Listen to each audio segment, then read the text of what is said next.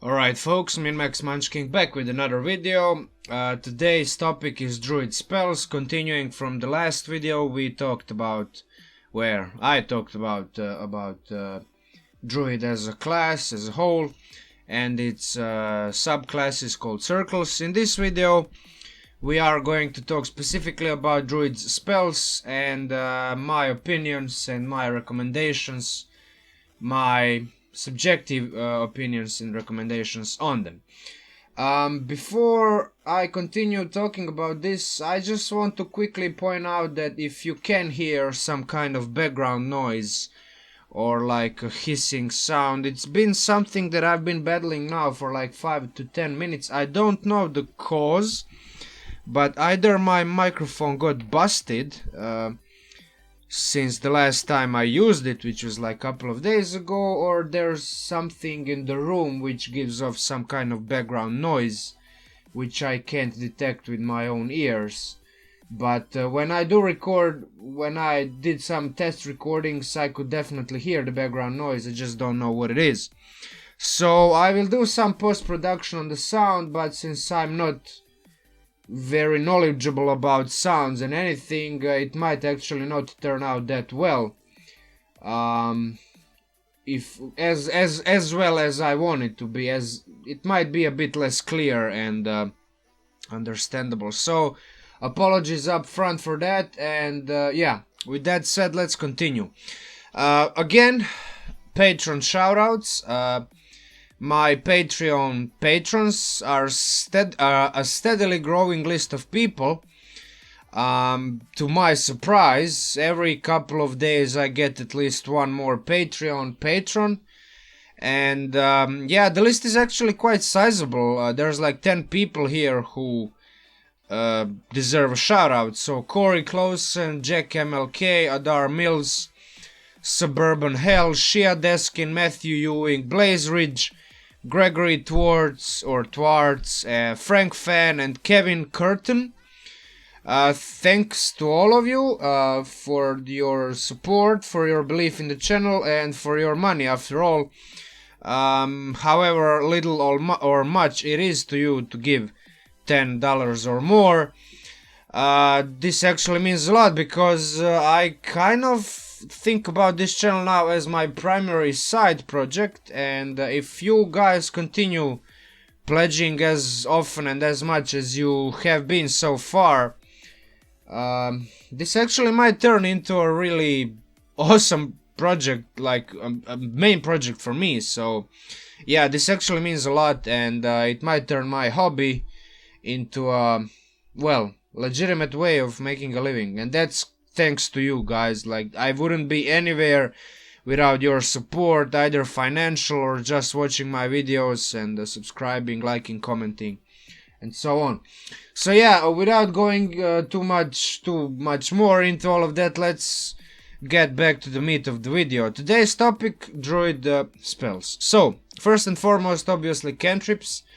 Druid as a class can learn 2 cantrips at level 1, and then as the levels progress, 3, and finally finishing at 4. That's the basic Druid, right? So which cantrips to choose? Well, if you have any kind of optimization, if you have any kind of usability and efficiency in mind, then one of the cantrips from this list that you almost invariably must take is guidance. Now, I talked about this cantrip a while ago when I did cleric spell overview. This is a cleric cantrip as well, only cleric and only druid. Basically what this does is enables you to add 1d4 to any ability check of your choice. In your case, that ability check is, yes, even initiative, because initiative is nothing else but a dexterity check. And spells like Dispel Magic, which use your spellcasting ability to actually go off, you can add guidance to spells like that. So yeah, and obviously anything else, any kind of athletics check, survival check, medicine, whatever, stealth check, just plop guidance make sure to remember to use guidance every time.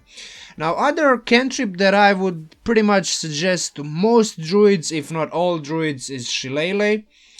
I hope I pronounce it right. I've heard other people pronounce it like this, so I assume that's the right kind of pronunciation. So yeah, it's another bonus section. Yeah, I mean, this is an action, but in this case, this is an action. This is a bonus action.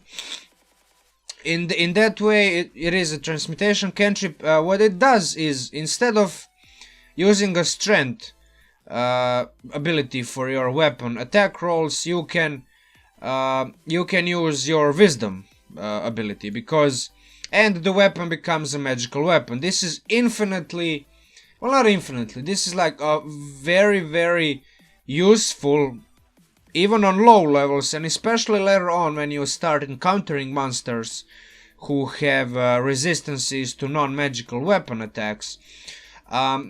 Just being able to use your staff, which is your druidic focus, I assume, and then plop Shillelagh on it and then use it with your wisdom instead of your strength, means that you don't even have to increase your strength from, like, I don't know what ability you have on it, what number you have on it. You just increase your wisdom and that's it. And pretty much for a druid who is a full caster, increasing wisdom is of utmost importance anyway.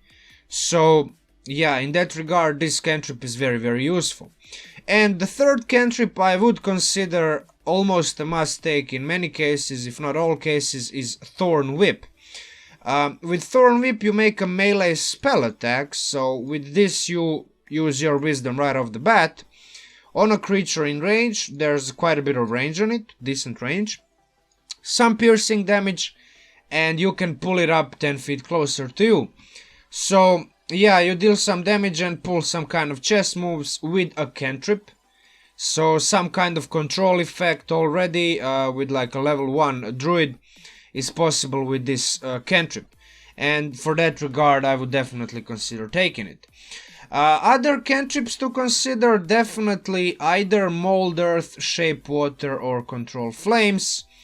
All three of these have their uses. In my personal experience, I've seen Mold Earth and Shape Water being used to ridiculous lengths, considering the fact that you can, with these cantrips, you can just spam them. You don't have to spend spell slots, and then you can just, for example, just block a tunnel with this cantrip, or just take as much water as you can possibly grab in a 5-foot cube with this cantrip. Let's open both of them so you can see. Yeah, basically just do whatever you want with it. You can like freeze it, you can change the water color or opacity, cause simple shapes, whatever. Like, the creativity is the ceiling for these two cantrips. And yeah, I would definitely say that you should at least have one of these. Control Flames has its use as well, because it's like whenever there's some kind of fire, you can, as the name implies, control it. It's a limited kind of control because you can only affect 5 feet, 5-foot cube. But yeah, if it's like a small fire, you can definitely contain it. Other cantrips to consider if you are not interested in these three for whatever reason. Druidcraft, which is sort of like a druidic prestidigitation. It has these little like features that you can do. It's not as versatile and useful as prestidigitation, but it is definitely still very, very useful. In that regard, I would definitely consider it a viable choice. Mending, if you don't know what it is so far, you should definitely know by now, but you watch this video, definitely, I mean, you can fix small breaks and tears with these cantrips, and that being a cantrip and you being able to fix any kind of torn up clothes or broken utensils or small appliances means that this cantrip is very, very useful, especially if your DM is the kind of DM that focuses on sorry, details like that. I will confess that I personally I haven't been that kind of DM so far, but if you have a DM who's actually very invested in hyper-realism, which I have been guilty of not doing so far, this cantrip is going to be infinitely useful.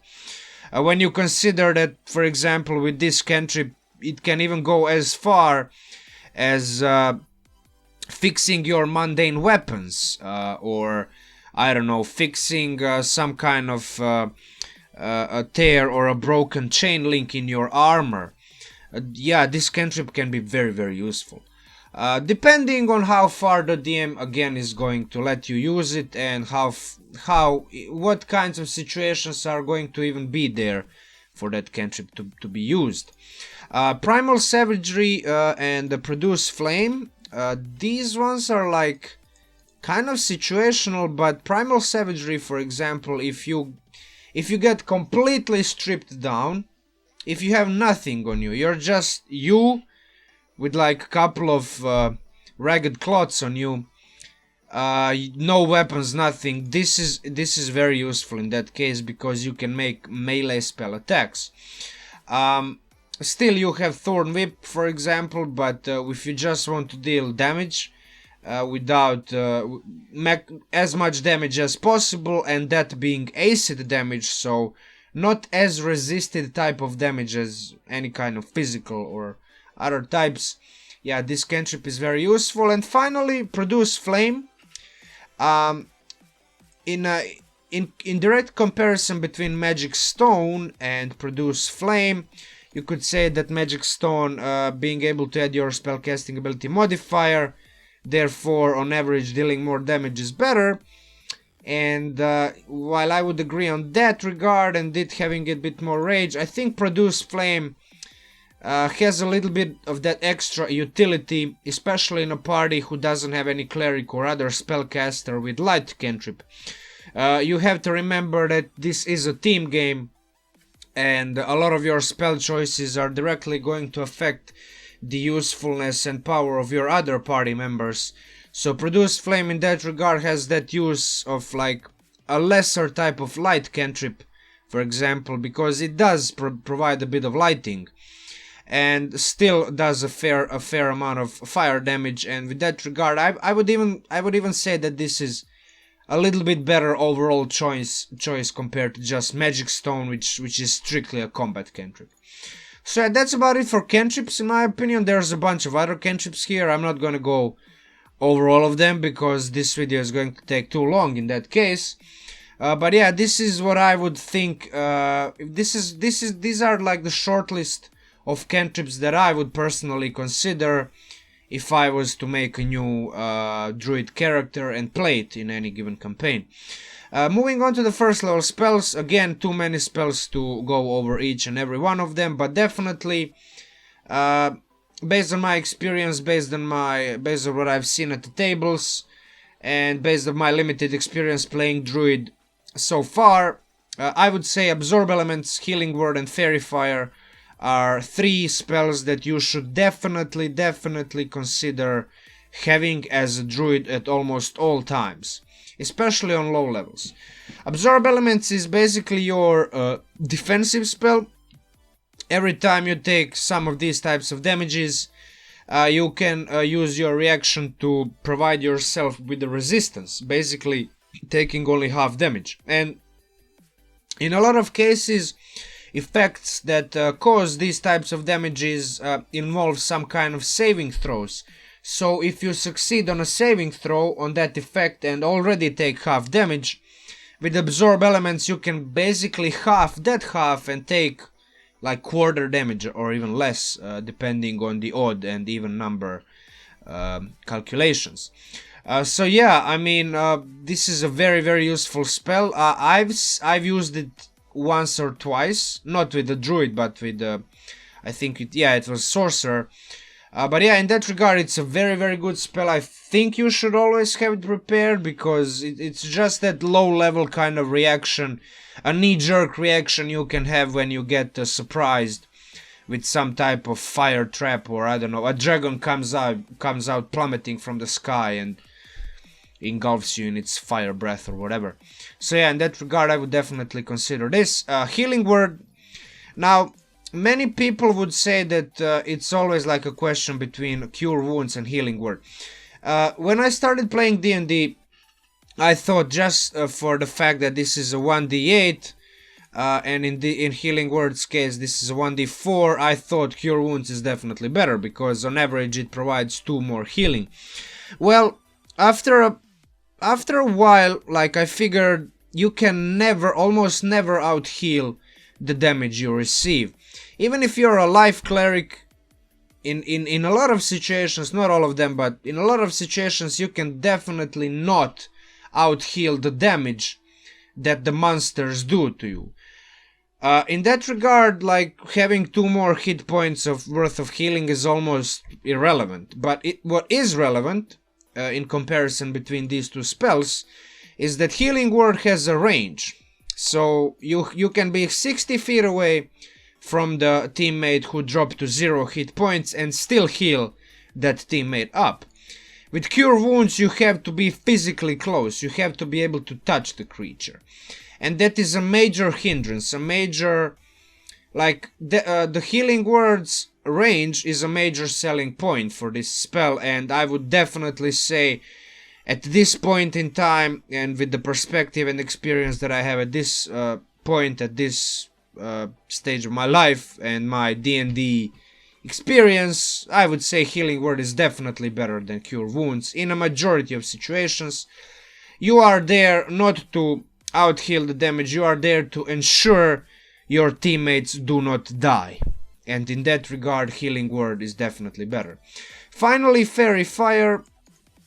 I'd say that this is like, especially early on, but even at later levels when you get like in tier 2 and tier 3, this is like a very, very good low level buffing spell. This is like the spell that early on is going to be a major boon to your party, but later on is going to be a cheap way for you to help your party members while saving your higher level spell slots to be able to spend them on something else.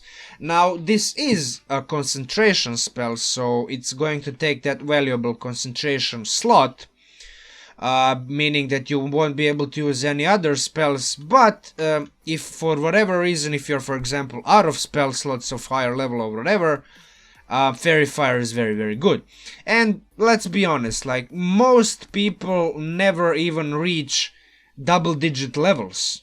Like, in my case, like, I can tell you, like, I played 10 level of above characters like 3 sessions in my life. In my life. So yeah, like, even I don't have enough experience with like level 10 or above characters. So yeah, in that regard fairy fire is very, very good. With that said, I would definitely also consider Good Berry plus Create or Destroy Water. Why these 2 together? Well, Good Berry is going to provide nourishment. Basically, just 1 berry is enough sustenance to just nullify any need for additional food or anything. And obviously, Create or Destroy Water. If you find yourself in a desert, you don't care because you can create enough water for yourself and your teammates to be able to mitigate all dehydration effects of the desert environment. So yeah, this is basically a combo that ensures survival even in the harshest environments and conditions. And these spells being first level spells means that at level 1 or 2 you can basically, with a druid, right away enable all your survival needs to be met. Detect Magic is a very, very useful spell in general. It's a utility.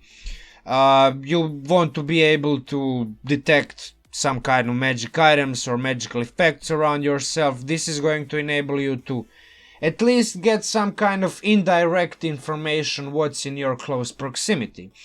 And due to the fact that druids do have spellcasting, ritual spellcasting feature, you can cast this spell as a ritual, therefore enabling you to conserve spell slots. Now, some of the animal related spells to consider. Animal Friendship, Beast Bond, and Speak with Animals. These are all good spells on their own for interacting with a plethora of beasts in the wilderness and even in urban areas, stray cats and dogs and even rats. Each one is like it has its own use, but I would say that in like Speak with Animals is probably the most versatile one. Beast Bond can be useful if you have that situation where like you encounter one beast and you know that that beast has been around some place which you know you have to go inside, but you kind of you kind of want to ensure that the beast is truthful or whatever. And obviously Animal Friendship again, like in a similar manner, enables you to basically have that bond with have that some kind of additional connection with the beast. So yeah, these spells are really good, and druids are obviously a natural class. They come from nature, they are like nature's wardens, guardians, so you having a bunch of magical abilities for interaction with beasts is definitely kind of a thematic fit, and also mechanically makes sense. Other spells of first level to consider, these are not your must-haves, but either Jump or Long Strider are good because in my experience increased mobility of characters is an often underrated thing, a feature in D&D, and these two spells provide increased mobility in some regard. I can tell you from my personal experience as a DM, having a party with like a rogue, a monk, a sorcerer who can twin haste, that mobility, the party's ability to cover more than 100 feet of distance in a single turn has been a major problem for me. It's been more of a problem for me than any other burst damage from Paladin or a stun effect that Monk can do. Just the fact that they can cover so much ground has nullified many of my encounters, has turned the monsters that I drop on them and then I want them not to kill them. Basically, I'm unable to do it, so I have to pull rabbits out of my hat all the time. And yeah, this is definitely, these spells are a step in that direction. This is like my meta level recommendation, is like if you want to have that effect on a campaign, on a combat scenario where you're not necessarily dealing more damage, but you are indirectly affecting the flow of combat with through increased mobility, these spells will serve the purpose. Finally, Fog Cloud. I've also seen this spell in use, and it's a good spell, like enabling you to have that heavily obscured area. Serves several purposes, either for you to escape or for your enemies to have disadvantage on attack rolls against you or whatever. Like, this is a very, very good first level spell to have for a lot of situations. Now, moving on to level 2 spells, first and foremost, Healing Spirit. This spell has caused quite a stir in the community ever since Xanatar's Guide to Everything has been released, and rightfully so. I mean, I agree that this is sort of like situationally broken spell. Not broken, but a situationally very powerful spell. If you're in a dungeon delve and you don't have time to short rest, and you are like very, very significantly wounded, if you have a druid, and to a lesser extent even ranger, but we are talking about druid here, a 3rd level druid or a 5th level ranger with this spell can provide up to 10d6 worth of healing for every character in the party, including himself or herself. When you consider that everybody can move into the field of this spell and then get that 1d6 or even more if cast with the higher level spell slot, That's a lot of healing, and in a pinch it can definitely disturb the balance of an otherwise maybe very very balanced dungeon delve, especially if you have a DM who methodically and meticulously constructs and designs these dungeons, and you have that like old school dungeon delving mentality, the way you approach these sessions. Yeah, this spell can be brutal. It can be brutal for a DM, but I would agree that in many situations, and at least in my experience, I have never seen a party who is able to have more than, I don't know, even like more than 4 combat encounters per day. And even if they do, yes, like in most cases, those encounters, you can have a short rest between them, because like you just can. I mean, situations and scenarios allow for those instances, and in most cases healing spirit is sort of rendered moot due to those other features that enable you to have out of combat healing. But again, if you find yourself in a situation where you can't short rest and you do need a lot of healing, this spell is downright ridiculous. It's so ridiculous that even Crawford, like one of the lead designers of D&D 5e, acknowledged the problematic behavior of the second level spell and sort of like implied some kind of homebrew methods for how do you say, for like balancing this spell. In my opinion, the way to balance this spell is to just make it once per turn. That's it. It will work in combat just fine, and it will work in out of combat just fine without majorly unbalancing some kind of dungeon delve, which critically relies on your party, on the party not having that short rest healing.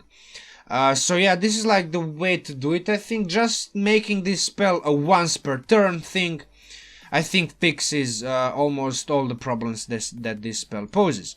But yeah, let's not spend too much time on it. Hold person, obviously, if you've been playing D&D for any amount of time, and if you haven't, like, this spell is ridiculous. The paralyzed condition that it inflicts on a humanoid early on can be very, very devastating for an encounter. Obviously, not for you, like for your party is going to be very, very good, but for the enemy, for a foe, is going to be, well, devastating, right? Because any attack that hits a creature is a critical hit. Any melee attack, basically. Even ranged attacks within 5 feet, if they are a hit, they are a critical hit. And all attack rolls are rolled with advantage. So basically, with advantage and all 5 feet or like melee hits being critical hits, you are mostly guaranteed to hit the creature in a single turn, unless that humanoid has, I don't know, like 300 hit points or something. Even then, like a 5th level party can easily do, even like a 5th level party can easily do 300 damage in a single turn if all hits are crits, right? Spike growth, another spell that I would consider having, because like this spell enables you to make that difficult terrain in a fairly large area. And also the creature, when the creature moves, it takes piercing damage for every 5 feet it travels. Obviously, moving back to our Thorn Whip, which can pull enemy closer to you, combining it with Spike Growth, basically deals damage, provides battlefield control because you move the creature, and then you prevent that creature from moving to its full speed. You basically halve the creature's move speed. Yeah, this is like right off the bat. At level 3 of Druid, you can have this insane combo of Thorn Whip and Spike Growth, which kind of like even makes thematic sense with like spikes and thorns working in unison and doing damage in a combo, and then just keeping the creature like right there, engulfed in all of those thorns and spikes. Other spells to consider: Locate Object is always very good a utility spell to have. As the name implies, you can locate object. if you've seen an enemy and one of its weapons or whatever it's been carrying or wearing, you can locate the creature indirectly through those means. To a lesser extent, locate animals or plants also can be useful, but I would definitely consider preparing locate object in a majority of situations over this one. Lesser restoration actually fixes a bunch of conditions and also cures disease. This is going to be more useful if you don't have a paladin in a party and you are in a campaign which actually does have some kinds of diseases, right? Yeah, pass without trace is ridiculous. I'd say like you can even consider this spell like a must take, but not always. Just like in situations where you want to be sneaky, where you don't want to be seen, heard, or tracked, pass without trace is ridiculous because +10 to stealth checks and just being unable to track by mundane ways, except by magical means, obviously makes this spell just pure awesomeness, right? Enhanced ability is kind of cool, but not necessary. Heat metal is very situational, but when the situation arises, this is like an almost a showstopper. So yeah, this is like enhanced ability. It's got a bunch of these like useful effects that you can either buff yourself or your ally. But yeah, it's like great for maximizing your party members' capabilities.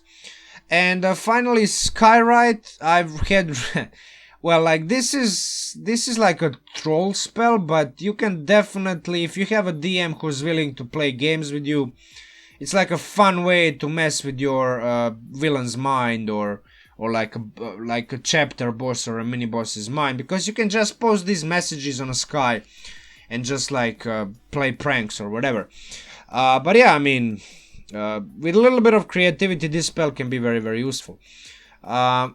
Despite look like on the surface looking like almost useless. What, like you put 10 words in the sky? But yeah, for example, if you come into a town which is like a bunch of commoners, and then you cast this spell, you can do stuff with it, right? So yeah, I mean, I would definitely consider this spell like very, very useful.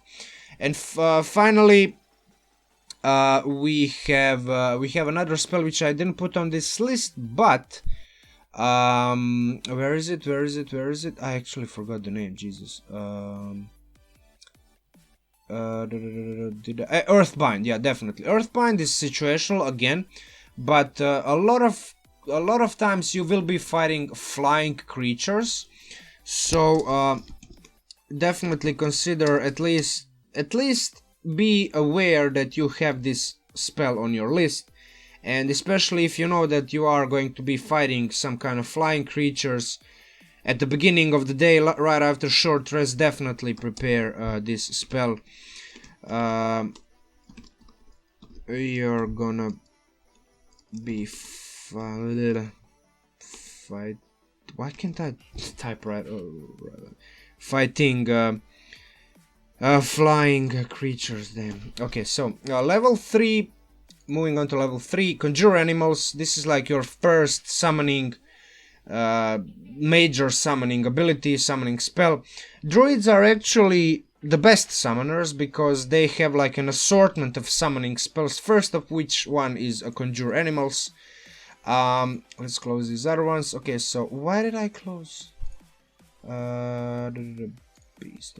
Okay, so conjure animals basically means that you can conjure a bunch of beasts of challenge rating 1-4 or higher, like quarter or higher. Based on the challenge rating, you can summon more or less of them. I'm not going to go into what beasts are best because this is going to be largely determined by your DM, because the DM can tell you you've never seen that beast, therefore you cannot summon it.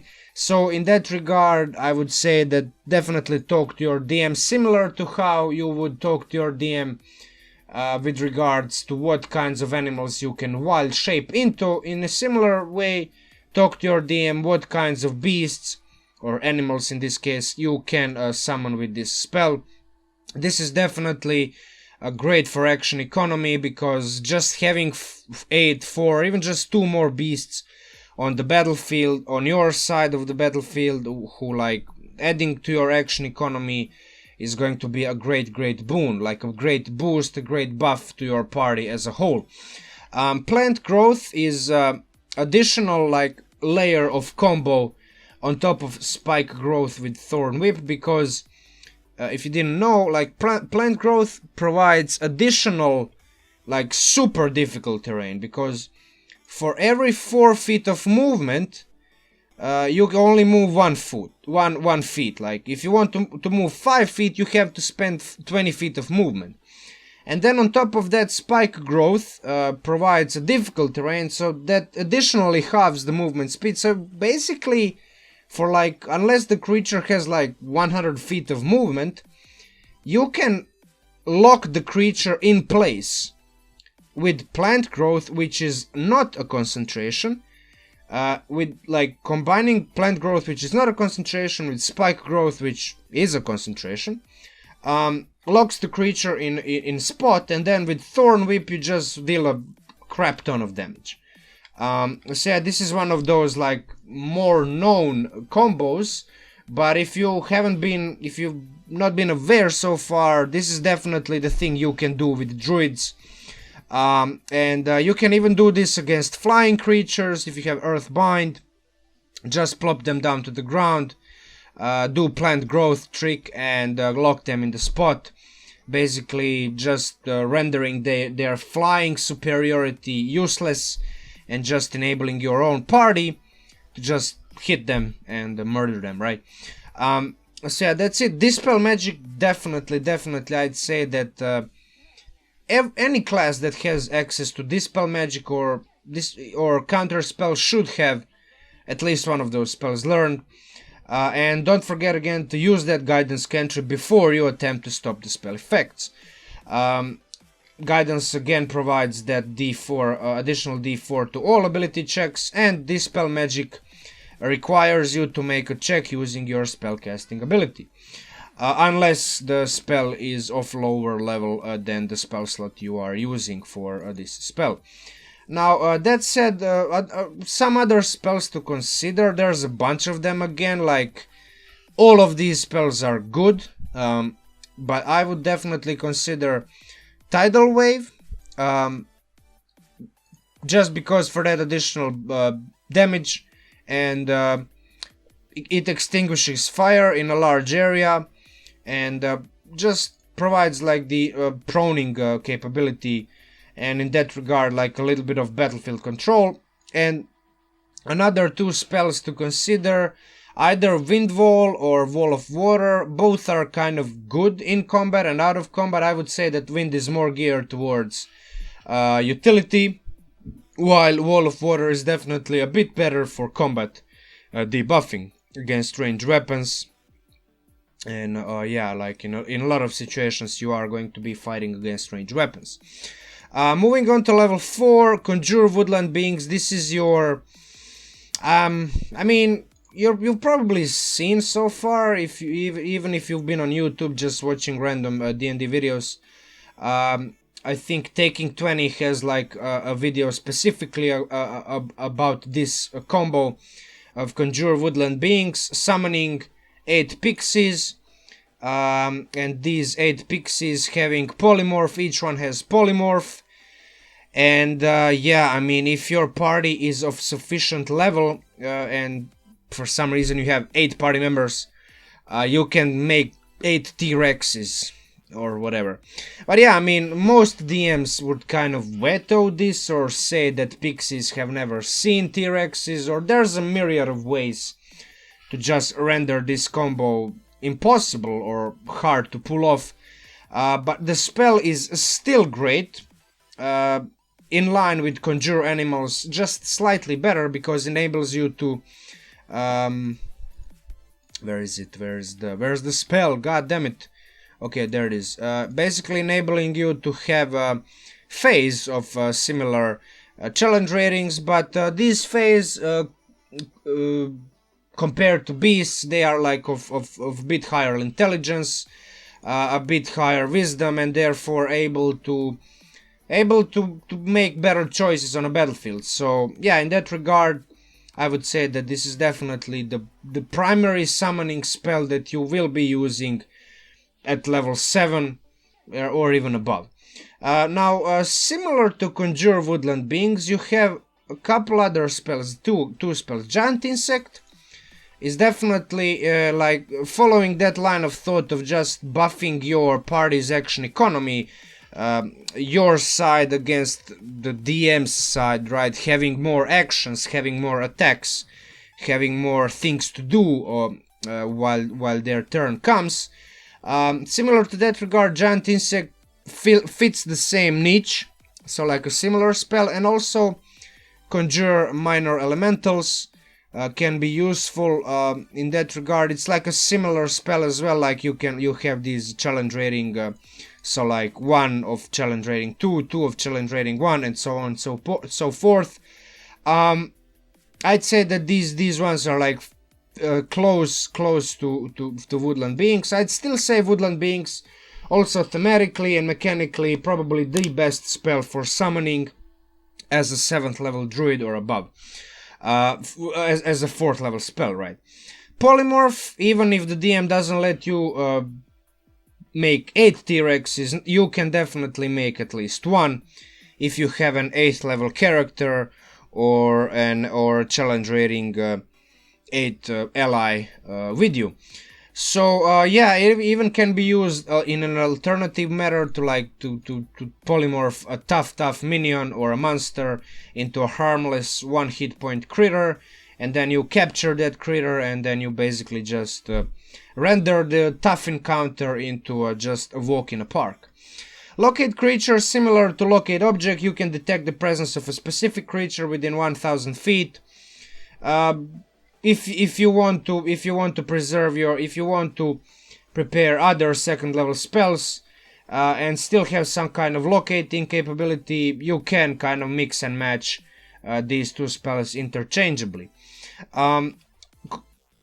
Control Water is like obviously, if you ever wanted to like have kind of Moses ability, just like split the Red Sea in 2 parts, this is the spell for you.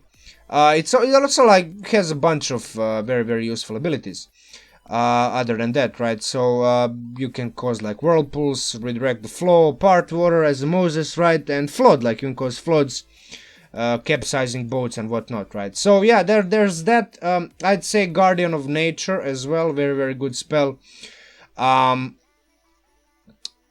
Can be used to deal with elusive enemies. For example, if you have a speeder who's trying to run away from you, you can plop that primal beast, and your walking speed increases by 10 feet. And you also have dark vision, enabling you to see those enemies a bit better.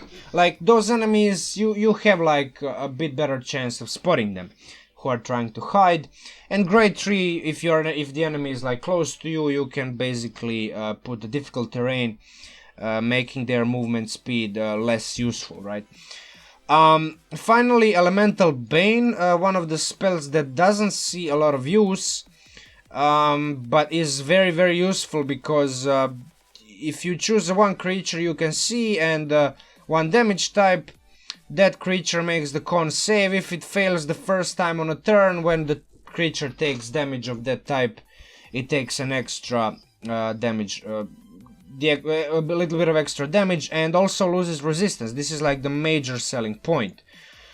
So, for example, if you have that super optimized sorcerer, wizard, or even warlock who just likes chucking fireballs at everything, using this spell in conjunction with fireballs and what other spell basically ensures that no resistances are going to make those spells less useful. So yeah, that's about it. I mean, a bunch of other spells are good. Dominate Beast is good. Freedom of Movement can be very good. Even Stone Shape, Wall of Fire, all of these spells are good. But I kind of had to make some kind of short list, like of the spells that you consider, and this is already a bunch of spells to choose from.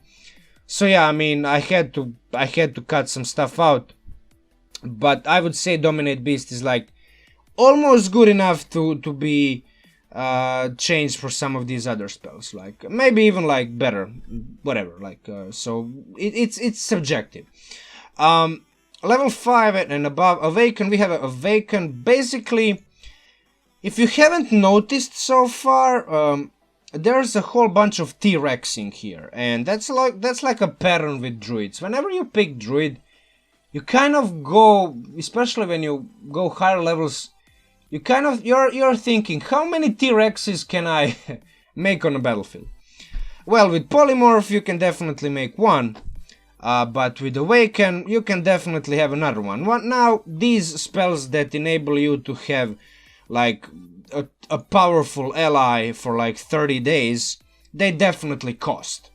And being able to come across even 1000 gold pieces of agate or whatever that is, I probably should have googled that, which is then consumed, is like a major investment. But if you consider it, like at level, what's it, like level 11 or like level 13, it should be level, yeah, level, it doesn't even matter, high level character, 5th level spell, kind of you being able to get that tough ally, like powerful ally, but on the same time not making it like a running joke, like a gag. It has to be some kind of investment, and I think spending 1000 gold pieces for a T-Rex who is going to listen to you for 30 days is a fair trade-off. Obviously, if that T-Rex dies, I mean, yeah, those 1000 gold pieces goes to dust, but for the time being, that T-Rex is your faithful companion, basically, and yeah, you have one more tough creature on the battlefield. Let me close these ones. Okay, so conjure elemental, following the similar line of thought with conjuring and summoning. You choose an area, one type of elemental. So, for example, if you are a moon druid at level 10 who can wild shape into an air elemental or any kind of other elemental, I just like air elementals the most because I think they are the best of all 4 that you can choose from. Yeah, before you turn into an air elemental yourself, why not summon one air elemental before that and then turn into an air elemental yourself? So now there's 2 air elementals instead of just 1, right? Ever thought of that? Yeah, you can do that. And that's actually, that's a scary thing to contend with as a DM, I must say, because those air elementals, they hit like a truck. Scrying, obviously, it's a spying spell. If you have any kind of, if you've just seen your villain or enemy or something that, or somebody that you want to spy on, this is definitely the spell to take on. Do take in mind that you do need the 1000 gold pieces focus. This is an often forgotten,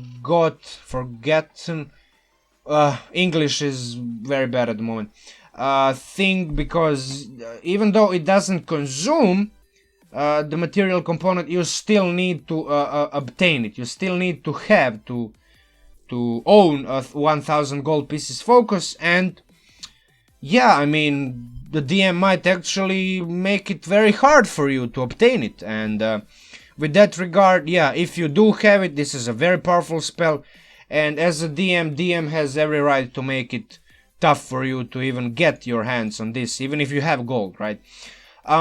Reincarnate, obviously, druids kind of need to have at least some kind of resurrecting ability. They are not clerics, but reincarnate kind of makes that thematic sense because you are one of nature, you come from nature. So yeah, I mean, you can bring your body back to life, but he or she might actually not be entirely him or herself. Now, I have a bit of a problem with this spell. This is like a PHB spell, and at the time Player's Handbook was launched, there have only been these races. I think Wizards of the Coast needs to actually update this spell to include all these other races, because now we have Aasimars, we have Furbolgs, we have even like several types of tieflings. We have like, I don't know, like 10 or 15 types of tieflings. So yeah, I think this spell needs to be a bit modified, a bit updated to be in tune with times. But you can do it yourself. There are like lists of other races online. You can just Google them and modify this spell to suit your own world. If you are a DM, right? And even if you're a player, I would say that for a DM you can like go out of your own way and like prepare, like help your own DM by recommending, suggesting a list of races that include all of these other racial choices, right? So yeah, I would definitely, those are my thoughts on this spell. Other spells to consider, definitely Mass Cure Wounds. Maybe this is even one of those red spells. Let's make it red. I think this is like also like almost a must have, because the action, like the efficiency, the efficacy of this spell is ridiculous, because with just one casting of this spell you can bring up multiple teammates that are at 0 hit points and rolling those death saving throws. This is a bit situational, but when that situation arises, even if it's only two teammates that are down on the ground and rolling those death saving throws, this is the spell that you are going to want to have.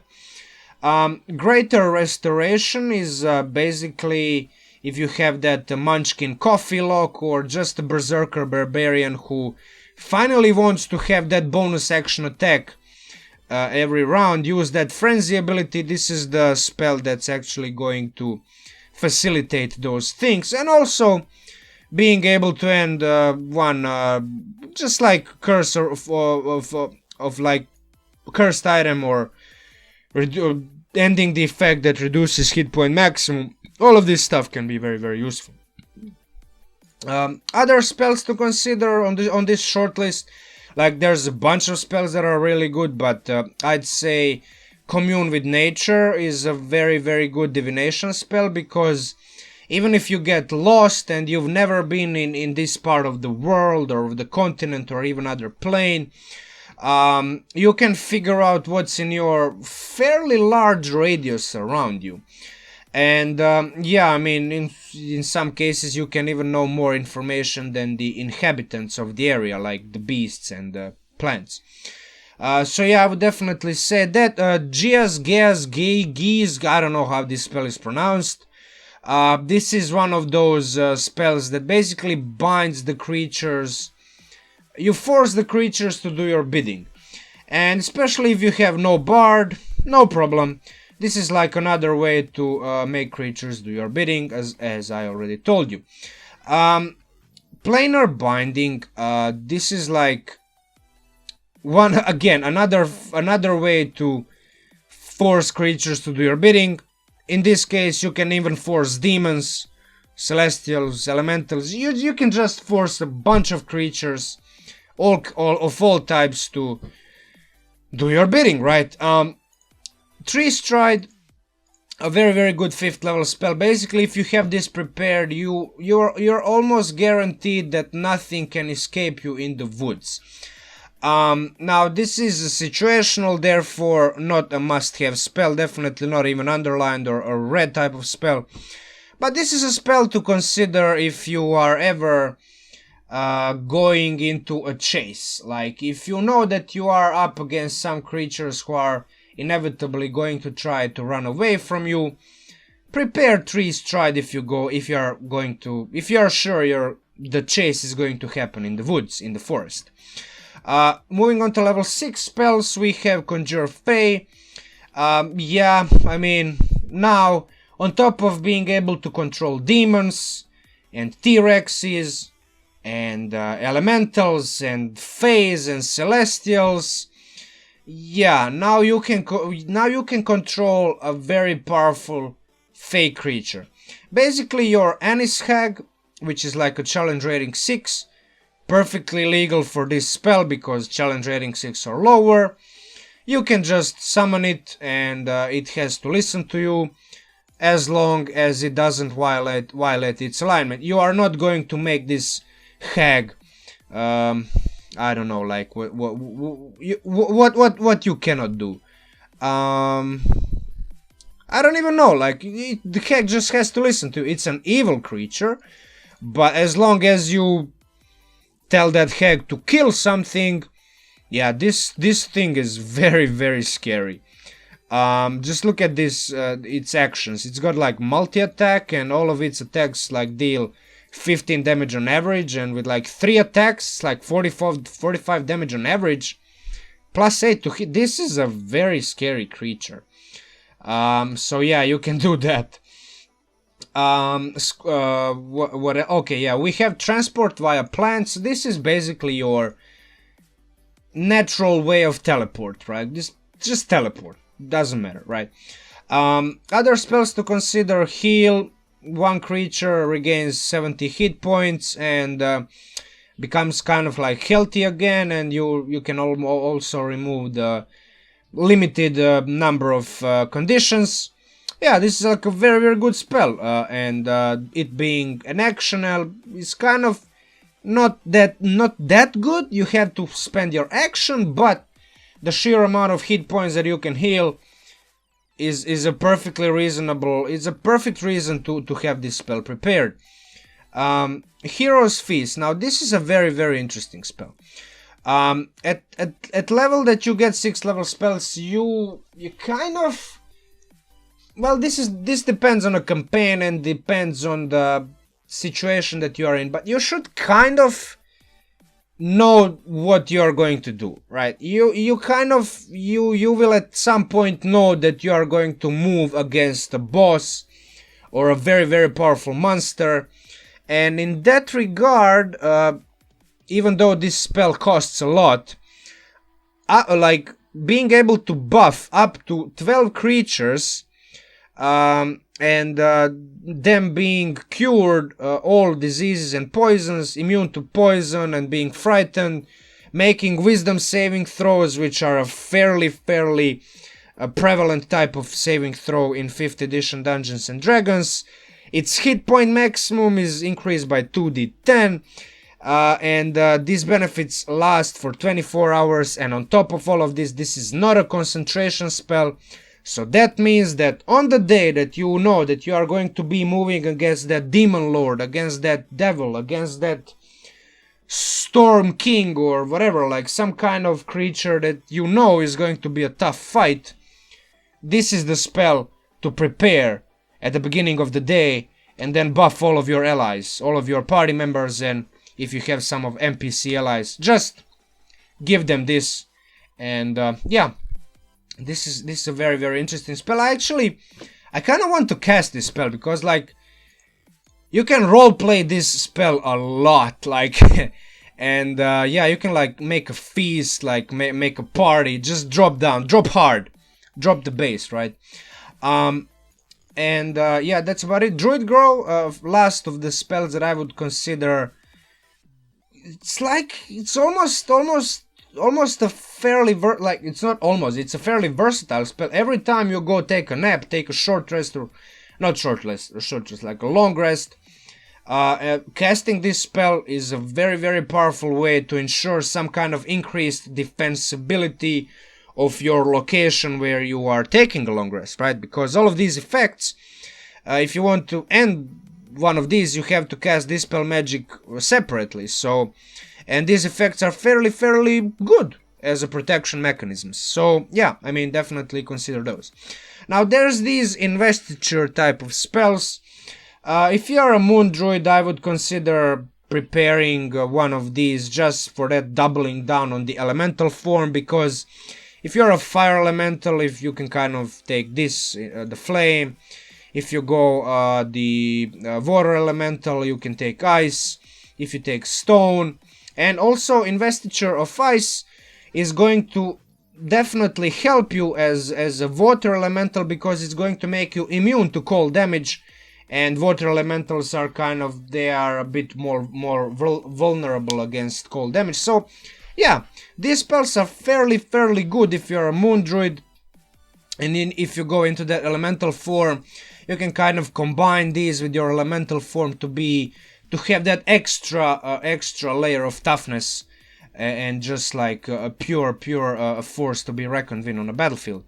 Now, Primordial Ward, and it's like, okay, it's situational. You do already have that absorb elements, which is perfectly good way of dealing with like elemental damage. But Primordial Ward, in a situation where you kind of must take, like, you mustn't take any amount of more damage, and you do have that 6th level spell slot ready to be spent. This is the spell which can make or break the encounter. For example, if you come across that ancient red dragon and it spits its fire breath and it like 100 damage or even more, just a flame roaring your way. Primordial Ward is going to basically nullify that damage. Not only you're going to take just half damage, you're not going to take any type of damage, like 0.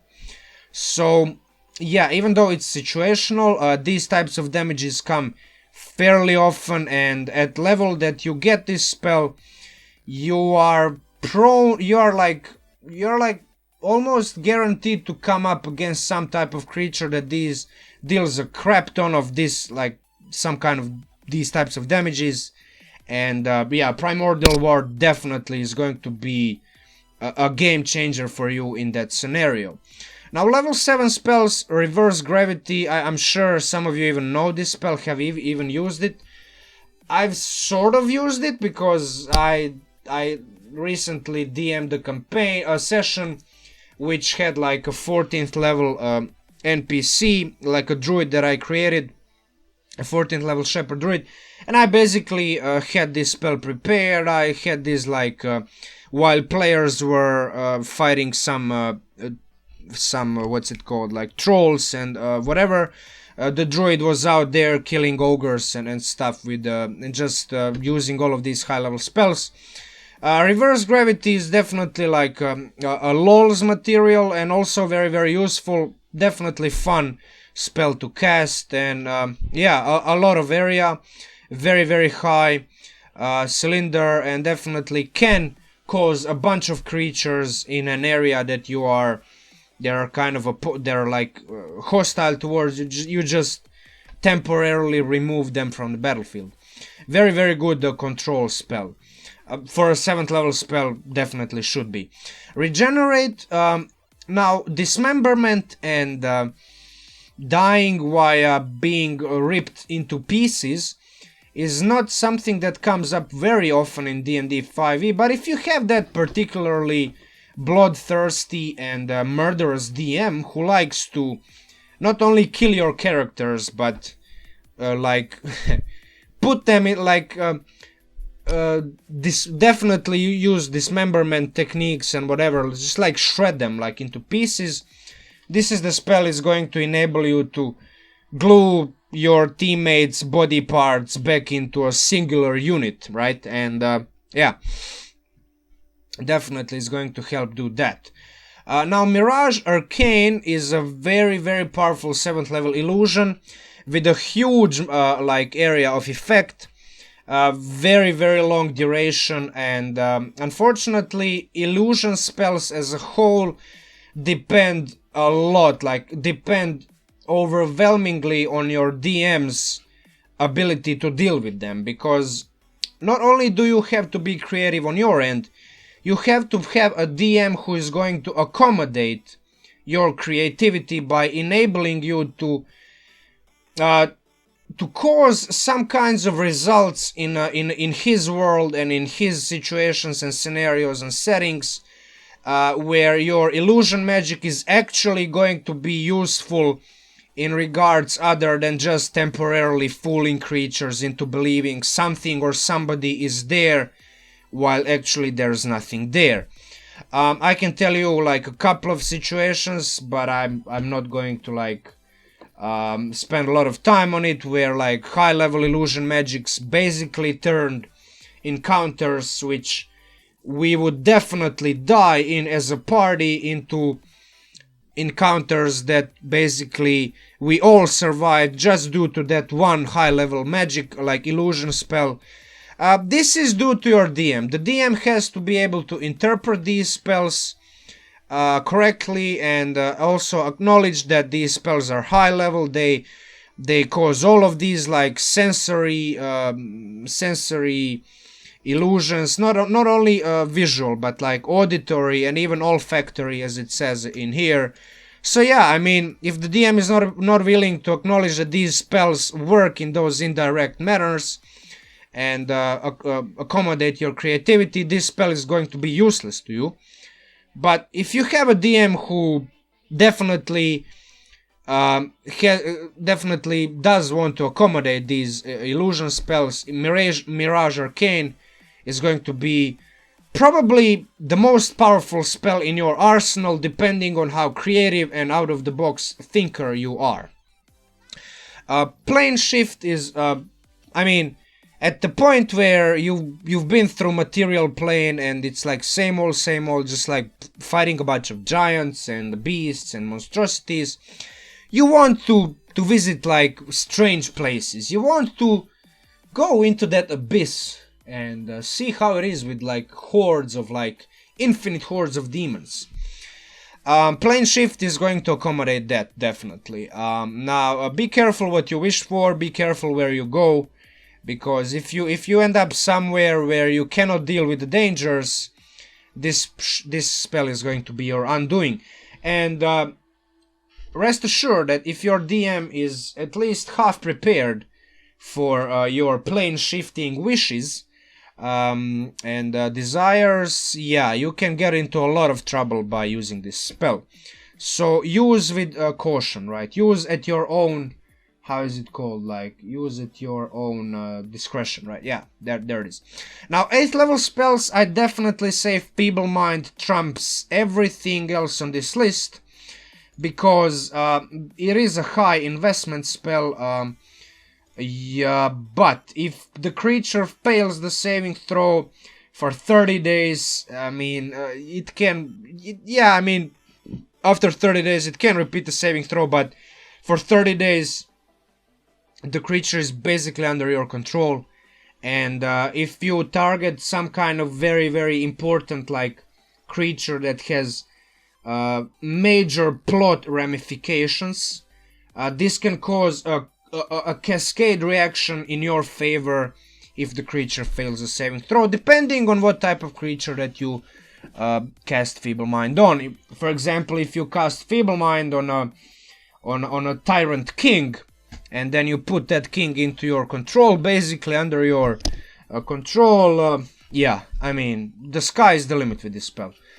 Even in combat, this can be a very, very, very, very useful spell, like a major debuff. Now, Animal Shapes, this is like your 8th level druid. I'd say this is a spell, but this is like a feature, because I mean, I'm sure at some point your even like, especially if you're a moon druid, at least one of your party members is going to tell at some point, God damn, if only I could turn into like those majestic creatures that you can turn in.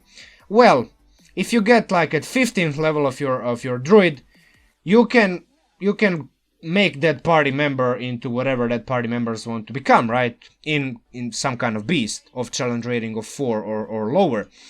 So yeah, this is like this can also be like a major battlefield buff, because those challenge rating 4 beasts, they're like, even at level 15, they're no joke. Elephant and Stegosaurus, they have like 76 hit points. So this is basically like providing your allies with 76 temporary hit points of whatever. Like, it's a major buff, even like in that like simplistic mechanical type of thinking. And of course, some other spells to consider.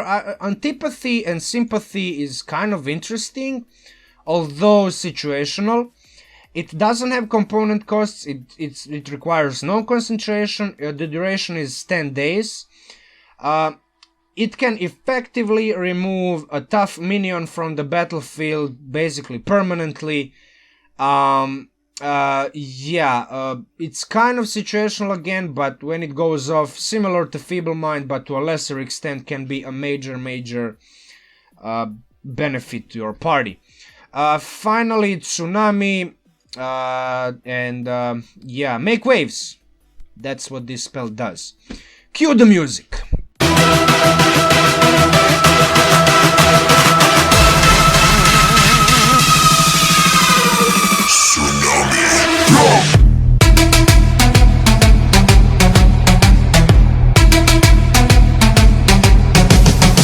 There we go.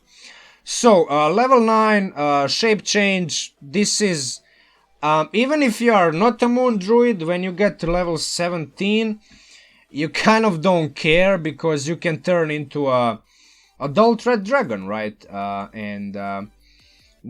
Just take a look at this stat block. It's crazy. Now, yeah, of course, you don't get to use these legendary actions, and if the creature has lair actions, you don't get to use those, but kind of doesn't matter, because let me check. I actually forgot. Yeah, I mean, but it does require a fairly expensive item. But if you don't have the means to obtain a jade circlet worth at least 1.5 thousand gold pieces at level 17, then I don't know, you're doing something wrong, or your DM is like, I don't know, overly stingy with the gold and loot rewards. I mean, basically your game statistics are replaced by the statistics of the chosen creature. You combine your own skill and saving proficiencies with those of the creature. You can't use legendary actions or lair actions, but you use the stat block of the creature, and in Adult Red Dragon's case, it has these resistances, it's got a bunch of damage. The Frightful... this is just one example. There are a bunch of creatures, and again, the spell says creatures. You assume the form of a different creature. This is not a beast, this is not an elemental, this is not... any type of monstrosity or whatever. Fae, this is a creature, it can be anything. It can be an aberration, it can be whatever. Again, this is also dependent on a DM. If the DM doesn't let you do it for whatever reason, I mean, it's kind of stupid, that's the point of the spell. It's a 9th level spell, it should be possible for you to turn into any type of creature, because it's a high level magic. It's the highest level magic that you will ever be able... It's like one of those highest level magics that you will ever be able to pull off. But if you have a DM who's a bit of a prick, it might be a problem, but I mean, he or she has to provide you with some type of use for this spell, and if you prepare it, you have every reason to use it. And I would go as far as even to argue with the DM who tells you, no, you cannot turn into a challenge rating 17 creature. I mean, the spell says the creature can be of challenge rating equal or lower. So, yeah, put that DM into his place. If the DM is not ready to prepare with 9th level spells, I'm not gonna say anything else, but you can probably figure out what I'm thinking. Storm of Vengeance. This would be a very, very powerful spell if you don't have to wait 3 and then after that third round 2 more rounds to get useful effects, because dealing 1d6 acid damage as a 9th level spell, it's kind of... What? It's kind of stupid. Okay, I mean, you can deafen the creatures, but... I don't know, 2d6 is like at level 9? I don't know, this spell is... I'm kind of torn on this spell. It's like, round 3 is it's like ridiculous. 6 lightning bolts of 10d6 lightning damage. This is a lot of damage. That's like 60d6 damage. But you have to wait 2 rounds. And then on rounds 5 to 10, which is like, what combat lasts 5 to 10 rounds? in my case, I actually managed to pull off several combats that lasted fairly long. Even my last session, the combat lasted, I think, like 9 rounds. But even still, like, that's not a fairly often case scenario.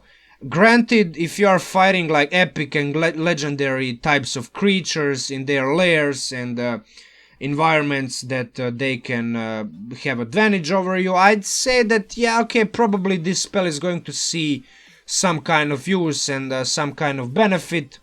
But in theory and on paper, most combats last less than 3 or 4 rounds. In that regard, I definitely say that this spell is not fully read, not fully recommended, right? And due to the fact there's only 4 of these, we are also going to touch on the foresight. If you absolutely want some bloodshed and don't care for all of these other things, you just want pure, raw grit. You touch a willing creature and for 8 hours, without this being... This is not a concentration, right? This is just you buffing a creature. There's like all kinds of buffs. It cannot be a surprise. Advantage on attack rolls, ability checks. Say basically advantage on everything that matters. And in addition, every attack roll against the creatures, against that creature is at a disadvantage. This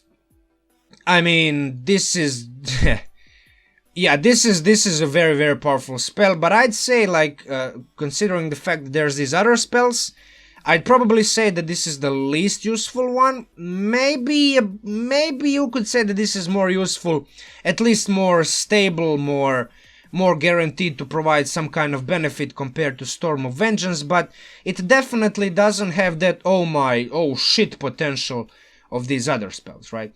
Not sure if I touched upon True Resurrection, but yeah, I mean, you can just resurrect somebody who's been dead for like two centuries. You will have a lot of explaining to do, because for a creature who's been dead for 200 years, a lot has changed since the time that creature has been alive. So yeah, just imagine somebody who died in 1819, and then you revive that person now with all these cell phones and satellites and internet and YouTube and Google and computers and quantum mechanics and Einstein's theory of relativity, yeah, and guns and lasers. Like, imagine what that person would...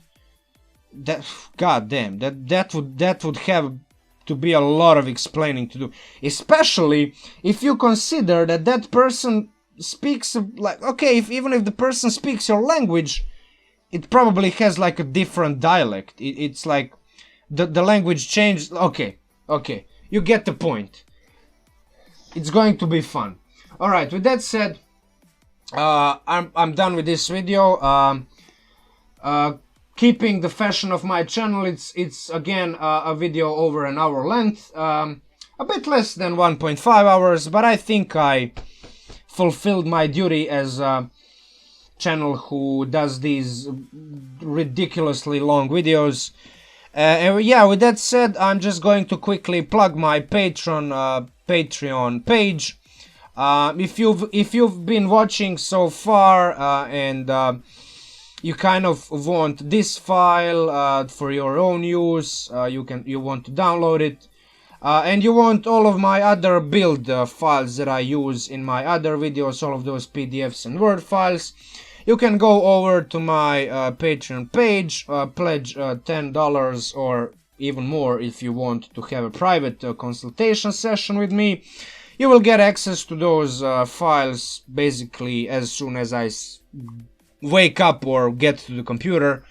And yeah, I mean, if you like this video in general, if you like the type of content, if you like my thoughts and my opinions on on Druid spells and just the way I present information, or for example, if you have some kind of different opinions, leave a comment down below.